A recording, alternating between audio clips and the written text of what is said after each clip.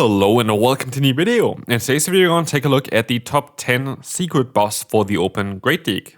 Those are Pokemon that didn't really receive a buff themselves, they didn't receive any kind of buff themselves, but those Pokemon are going to be stronger in the upcoming season because of how the meta are going to be shifting. There were actually a lot of Pokemon on this list as well that then actually got like tiny buffs, which I completely didn't realize. For example, Pokemon like Marowak, which only climbed a tiny bit, but Rockside got buffed on it by Wood. Mostly they also climb a tiny bit without that. So it's a little bit more of a tricky one here. But yeah, those are 10 Pokemon as far as I know that didn't receive a buff in any of their kind of moves, but going to be better next season.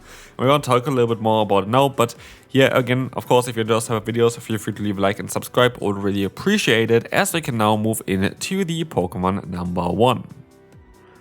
Which is the main Pokemon here. It's going to be Azumarill. This Pokemon is going to be so much better next season. It's already very, very good this season, by the way, but it is going to be top meta.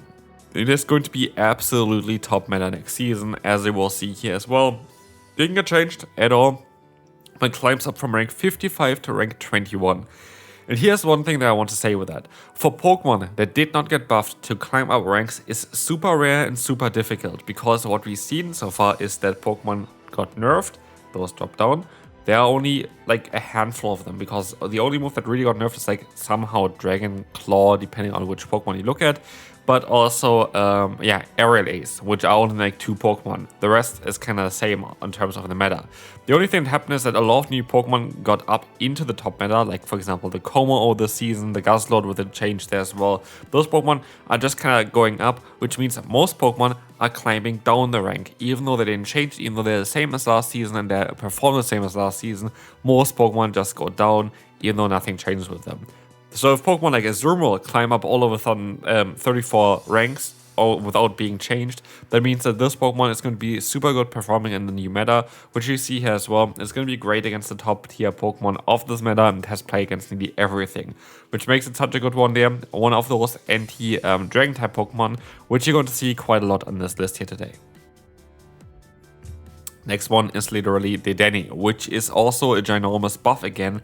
Didn't get changed at all, but Dedenne climbs from rank 28, already one of the most dominant Pokemon this season, all the way up to rank 11 for the upcoming season, with 40 wins and 15 losses in the one shield scenario, which is ridiculous. This Pokemon looks absolutely overpowered, and again, it's going to be absolutely fantastic against the current meta, because we have like water type Pokemon like Empoleon getting buffed. We have Corviknight being like on the top tier meta there as well, but the Corviknight's moveset, the charge moves are all going to be resisted on the Dedenne. And so you have here a niche for Dedenne where you just basically have a Pokemon that basically has next to no counters. Of course, there's still some ground type Pokemon, but anything else, Dedenne is going to be absolutely overpowered against. And so, yeah, again, here, this Pokemon didn't get changed, but climbs up so much higher and has such an amazing win. Like, to be fair, the win rate currently is already very, very strong as well, just getting better next season, which is kind of madness. Actually, the win rate itself actually drops because we have more Pokemon that are considered for the meta for the upcoming meta. There was too often meta in one sentence. Anyway, we want to take a look here now at Shadow Scizor. This Pokemon is going to get buffed as well without getting buffed. So Shadow Scizor is going to be great against those fairy type Pokemon that are coming up here, like the Wigglytuff or the Carbink. You're still going to have some nice neutral play against a lot of the steel type Pokemon, and then you're going to still have good play against the Dragon type Pokemon, resisting their damage with the steel typing. And with that, Shadow Scizor here is going to be one of those Pokemon going to benefit a bit with it. It's again, most of those Pokemon are not going to climb up like crazy as you saw in the last two. They were actually like the highest changes there. A lot of the Pokemon just get like a slightly boost here as well, which you're going to see here is the Shadow Scizor. Shadow Scizor is going to be able to, climb quite well in the current meta. There it's going to be a lot of Dragon type Pokemon, a lot of Fairy type Pokemon, so it has a lot of play there. Very good Steel type. Generally, Steel type and Fairy types are all kind of getting a bit better this season. But Golurk also is going to receive a little buff without being buffed by, just existing, by doing so much damage here. Generally, Bastion is going to come up. Dedenne, as you saw already, is going to come up. Golurk is going to be able to kind of beat them. And that's kind of a cool thing for this Pokemon. It has great pacing and has a lot of fast move and charge move pressure.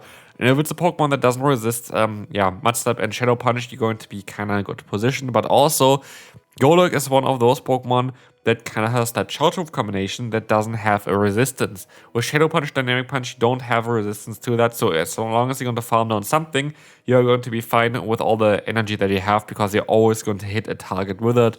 And so yeah, Golurk here is going to be one of those Pokemon that gonna receive a slight buff for the upcoming season, also better battle ranking, and a better win rate as well, which is kind of cool. So yeah, this Pokemon is going to benefit especially also from Mandibuzz disappearing, but also that Bug-type Pokemon, which you were doing resisted Force Move Pressure to, are going to disappear as well. Gliscor kind of drops quite a bit, and so as well, not only it's good against the meta, the Pokemon that were good against it kind of dropping, and so this is why Golurk is on this list.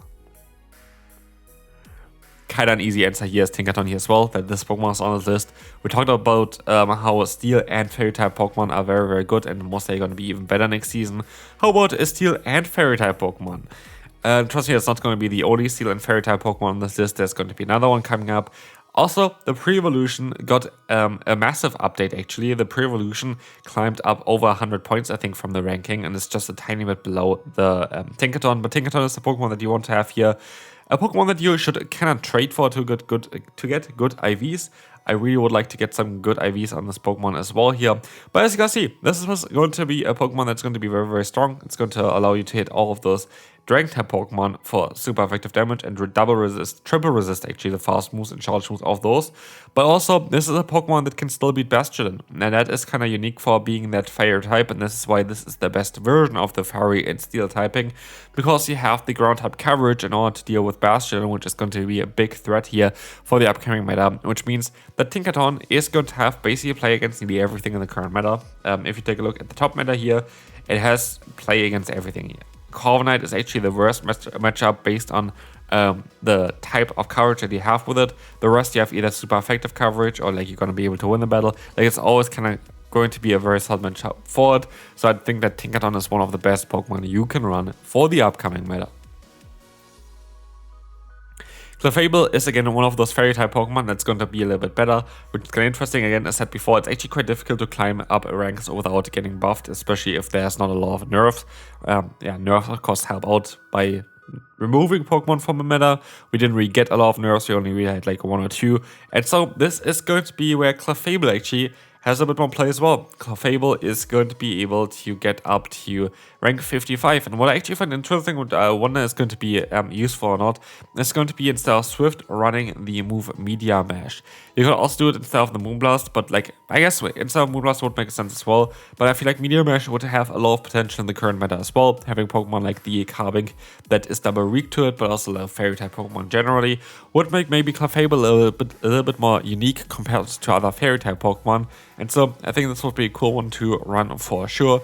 And we can move on to the next Pokemon. Claydol.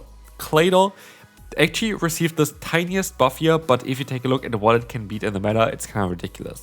So it only climbs by 3 ranks, which again is kind of cool because again it's very difficult to climb ranks if you don't get buffed.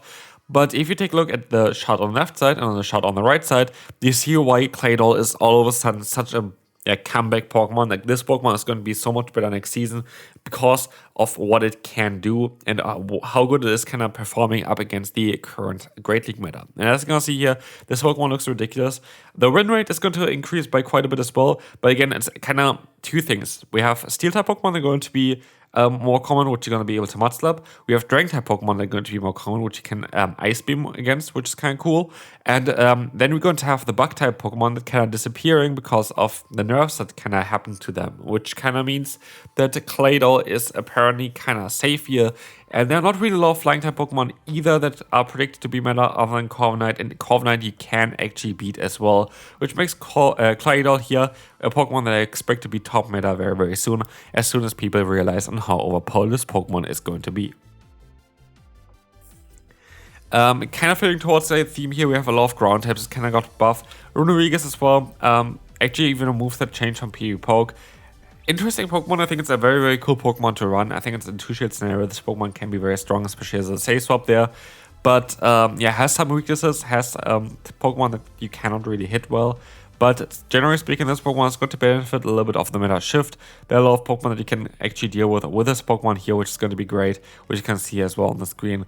but it's going to be the slightest buff, but I kind of want to put it in here because you saw already it got a +9 or like -9 ranking, which is kind of really cool here as well. So like it got kind of a little bit further up, which is very difficult, and so I kind of had to include it here.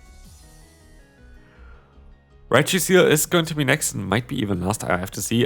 This is going to be a Pokemon that is benefiting quite a bit from the meta again as well, and it's going to destroy the entire meta here. This Pokemon is going to be able to beat Corviknight, Carving, Wigglytuff, Empoleon, Steelix, the Bastion, the Registeel, and the Gastrodon, and also the Lapras kinda out of the top like 10 Pokemon or whatever, which is kind of really crazy. Like this Pokemon is going to have a lot of play. It's just the defensive typing that really works out in the meta here, where Dragon is going to be more common and Fairy is going to be more common. And this Pokemon here has so much short move coverage, which was kind of cool. Didn't get a buff at all. I feel like the other Pokemon are a little bit better in the role that this Pokemon is in. But yeah, still think it's a cool Pokemon to have nonetheless. And we can move on to the next one here, which is going to be the Klefki, which is actually the last one for today. Klefki is a Pokemon that doesn't really see too much use, but I could see it actually happening a little bit more use there. This Pokemon is kind of cool because just, again, you have Dragon-type Pokemon, but you have also a Steel and Fairy-type here that can still deal with Steels by having Astonish plus Foul Play, so it's not completely wasted there either. And so, I do like this Pokemon quite a bit, and I do think it's going to be a little bit better next season. Doesn't mean that you need to build it, not really. But I'm going to take a look at Pokemon that you want to build, or like that you have to build, maybe tomorrow. If you want to see that, enjoy this video, and yeah, leave a like on the video, subscribe if you haven't already, and I will see you then. Bye bye.